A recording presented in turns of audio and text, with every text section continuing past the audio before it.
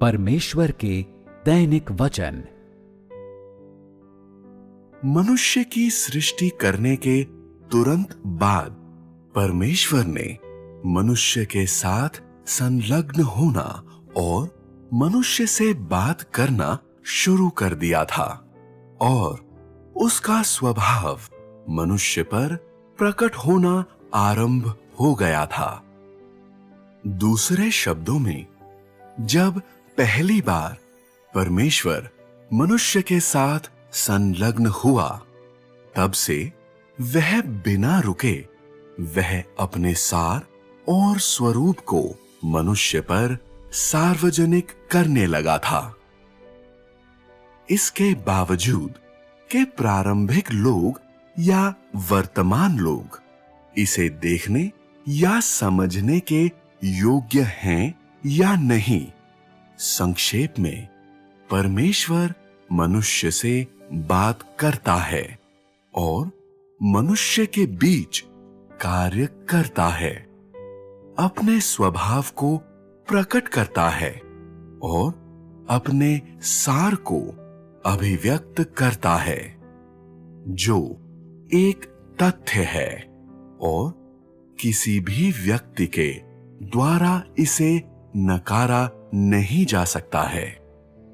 इसका अर्थ यह भी है कि परमेश्वर का स्वभाव, परमेश्वर सार और स्वरूप सार, वह निरंतर जारी रहता है और प्रकट होता है जब वह मनुष्य के साथ कार्य करता है और संलग्न होता है। उसने किसी भी चीज को मनुष्य से कभी नहीं छिपाया है या कभी गुप्त नहीं रखा है, परंतु इसके बदले उसे सार्वजनिक किया है और बिना कुछ छिपाए अपने स्वयं के स्वभाव को सार्वजनिक किया है।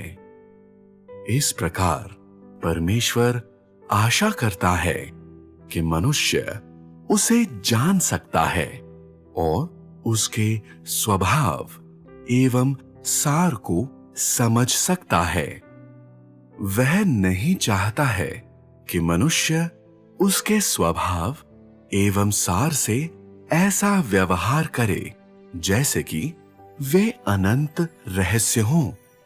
न ही वह यह चाहता है कि मनुष्य परमेश्वर को ऐसा समझे कि वह एक पहेली हो जिसको कभी भी सुलझाया नहीं जा सकता है। जब मानव जाति परमेश्वर को जान जाती है, केवल तभी मनुष्य आगे का मार्ग जान सकता है और परमेश्वर के मार्गदर्शन को स्वीकार करने के योग्य हो सकता है। और केवल ऐसी ही मानव जाति सचमुच में परमेश्वर के प्रभुत्व के अधीन जीवन बिता सकती है और ज्योति में जीवन बिता सकती है और परमेश्वर की आशीषों के मध्य जीवन बिता सकती है। वे वचन एवं वह स्वभाव जिन्हें परमेश्वर के द्वारा जारी एवं प्रकट किया गया था, वे उसकी इच्छा को दर्शाते हैं और वे उसके सार को भी दर्शाते हैं। जब परमेश्वर मनुष्य के साथ संलग्न होता है, तो इससे कोई फर्क नहीं पड़ता है कि वह क्या कहता है या करता है या वह कौन सा स्वभाव प्रकट करता है, और इससे कोई फर्क नहीं पड़ता है कि मनुष्य परमेश्वर के सार और उसके स्वरूप के विषय में क्या देखता है, क्योंकि वे सभी मनुष्य के लिए परमेश्वर की इच्छा को दर्शाते हैं।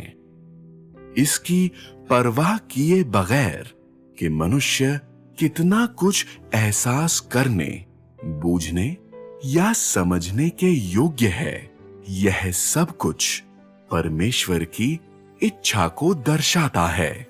मनुष्य के लिए परमेश्वर की इच्छा यह संदेह से परे है। मानव जाति के लिए परमेश्वर की इच्छा है कि जिस प्रकार वह लोगों से अपेक्षा करता है वे उसी प्रकार हों कि जो वह उनसे अपेक्षा करता है वे उसे करें कि जिस प्रकार वह उनसे अपेक्षा करता है वे उसी प्रकार जीवन जिएं और जिस प्रकार वह उनसे अपेक्षा करता है वे उसी प्रकार परमेश्वर की इच्छा की संपूर्णता को पूरा करने के योग्य बने। क्या ये चीजें परमेश्वर की सार से अविभाज्य हैं? दूसरे शब्दों में परमेश्वर अपने स्वभाव और स्वरूप को जारी करता है और उसी समय वह मनुष्य से मांग कर रहा है। इसमें कुछ असत्य नहीं है, कोई बहाना नहीं है, कोई गोपनीयता नहीं है और कोई सजावट नहीं है। फिर भी मनुष्य जानने में क्यों असमर्थ है और क्यों वह परमेश्वर के स्वभाव को कभी स्पष्ट रूप से एहसास करने के योग्य नहीं हो पाया है और क्यों उसने कभी परमेश्वर की इच्छा का एहसास नहीं किया है, जिसे परमेश्वर के द्वारा जारी एवं प्रदर्शित किया गया है। यह वही है जो स्वयं परमेश्वर का स्वरूप है और उसके सच्चे स्वभाव का हर एक छोटा सा भाग एवं विशेष पहलू है। अतः मनुष्य क्यों नहीं देख सकता है? मनुष्य क्यों ज्ञान को पूरी तरह से समझने में असमर्थ है? इसका एक महत्वपूर्ण कारण है और यह कारण क्या है? सृष्टि की उत्पत्ति के समय से ही मनुष्य ने कभी भी परमेश्वर के साथ परमेश्वर जैसा व्यवहार नहीं किया है। प्राचीन समयों में इससे कोई फर्क नहीं पड़ता है कि परमेश्वर ने मनुष्य के संबंध में क्या किया था। वह मनुष्य जिसे बस अभी अभी सृजा गया था, उस मनुष्य ने उससे एक साथी से बढ़कर व्यवहार नहीं किया था। कोई ऐसा जिस पर भरोसा किया जा सके और उसके पास परमेश्वर का कोई ज्ञान या समझ नहीं थी। दूसरे शब्दों में वह नहीं जानता था कि इस अस्तित्व के द्वारा क्या जारी किया गया था। यह अस्तित्व जिस पर वह भरोसा रखता था और उसे अपने साथी के रूप में देखता है, वह परमेश्वर की सार था। न ही वह जानता था कि यह प्रभावशाली अस्तित्व वह परमेश्वर है जो सभी चीजों के ऊपर शासन करता है। सरल रूप से कहें, उस समय के लोगों के पास परमेश्वर की जरा सी भी जानकारी नहीं थी।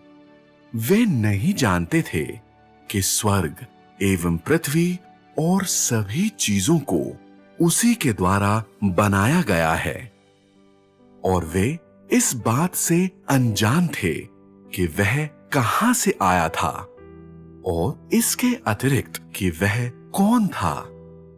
वास्तव में उस बीते समय में परमेश्वर मनुष्य से अपेक्षा नहीं करता था कि वह उसे जाने या उसे समझे या वह सब कुछ जो उसने किया था उसे समझे या उसकी इच्छा के विषय में जानकारी प्राप्त करे, क्योंकि ये मानव जाति की सृष्टि के बाद के अति प्राचीन समय थे।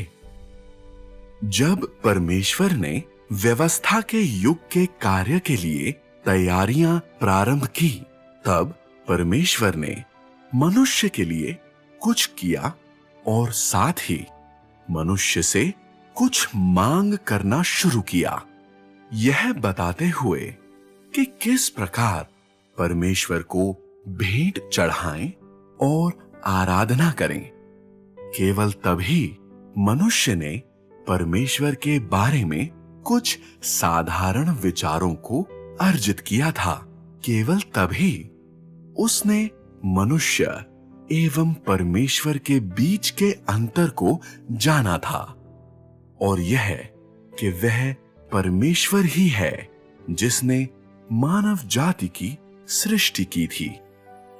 जब मनुष्य जान गया कि परमेश्वर परमेश्वर था और मनुष्य मनुष्य था, तो उसके एवं परमेश्वर के बीच में एक निश्चित दूरी बन गई। तब भी परमेश्वर ने अपेक्षा नहीं की कि मनुष्य के पास उसके विषय में अत्यधिक ज्ञान या गहरी समझ हो। इस प्रकार परमेश्वर ने अपने कार्य के चरणों एवं परिस्थितियों के आधार पर मनुष्य से अलग अलग अपेक्षाएं की। इसमें तुम लोग क्या देखते हो? तुम लोग परमेश्वर के स्वभाव के किस पहलू का एहसास करते हो? क्या परमेश्वर वास्तविक है? क्या परमेश्वर की अपेक्षाएं मनुष्य के लिए उचित हैं? परमेश्वर के द्वारा मानव जाति की सृष्टि के बाद अति प्राचीन समयों के दौरान, जब परमेश्वर ने मनुष्य पर विजय एवं सिद्धता का कार्य अभी तक नहीं किया था और उससे बहुत सारे वचन नहीं कहे थे, तब उसने मनुष्य से थोड़ी सी ही मांग की थी, इसकी परवाह न करते हुए कि मनुष्य ने क्या किया और उसने किस प्रकार व्यवहार किया।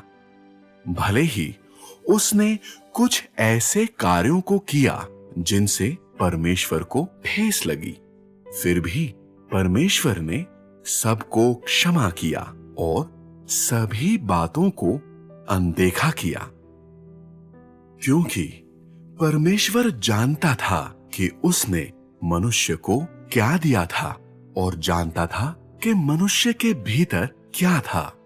इस प्रकार वह अपेक्षाओं के स्तर को जानता था जिन्हें उसे मनुष्य से करनी चाहिए।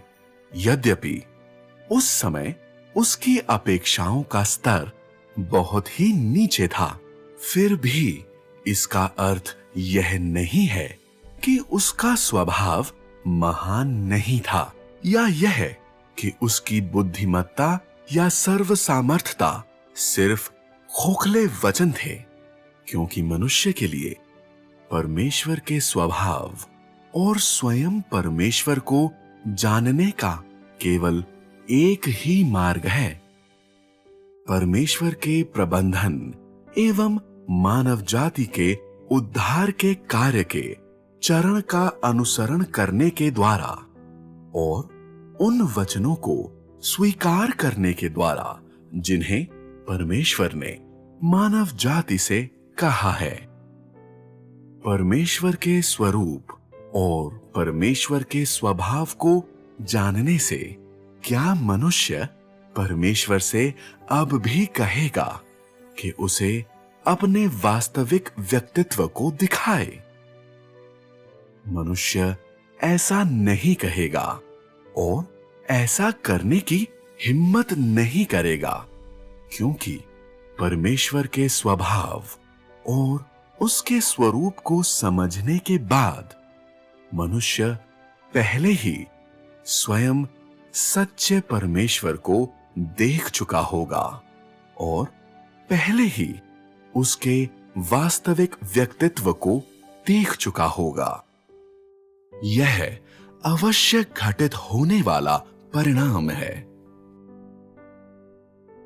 जब परमेश्वर का कार्य एवं योजना बिना रुके निरंतर आगे बढ़ती जाती थी और जब परमेश्वर ने मनुष्य के साथ एक चिन्ह के रूप में मेघ धनुष की वाचा को स्थापित किया कि वह जल प्रलय का इस्तेमाल करके दोबारा कभी संसार का अंत नहीं करेगा।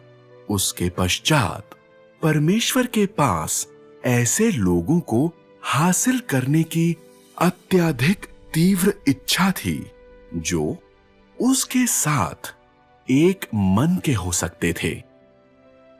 इसी प्रकार परमेश्वर के पास भी बहुत ही प्रबल अभिलाषा थी कि ऐसे लोगों को हासिल करे जो पृथ्वी पर उसकी इच्छा को संपन्न करने में समर्थ हैं और इसके अतिरिक्त लोगों के ऐसे समूह को हासिल करे जो अंधकार की शक्तियों को तोड़कर आजाद होने में समर्थ हैं और जो शैतान के द्वारा बांधे न जाएं और पृथ्वी पर उसकी गवाही देने में समर्थ हैं। लोगों के ऐसे समूह को हासिल करना परमेश्वर की लंबे समय की इच्छा थी, जिसका वह सृष्टि की रचना के समय से ही इंतजार कर रहा था। इस प्रकार संसार का विनाश करने के लिए परमेश्वर के द्वारा जल प्रलय का उपयोग करने के बावजूद या मनुष्य के साथ उसकी वाचा के बावजूद परमेश्वर की इच्छा, मन का प्रारूप, योजना और आशाएं एक समान बनी रहीं। जो वह करना चाहता था, जिसकी उसने सृष्टि की रचना के समय के बहुत पहले से लालसा की थी, वह यह था कि मानव जाति के मध्य से उन लोगों को हासिल करे जिन्हें उसने हासिल करने की इच्छा की थी, कि लोगों के ऐसे समूह को हासिल करे जो उसके स्वभाव को बूझने एवं जानने और उसकी इच्छा को समझने में समर्थ थे। एक ऐसा समूह जो उसकी आराधना करने में समर्थ थे। लोगों का ऐसा समूह सचमुच में उसके लिए गवाही देने में सक्षम है और ऐसा कहा जा सकता है कि वे उसके विश्वास पात्र हैं।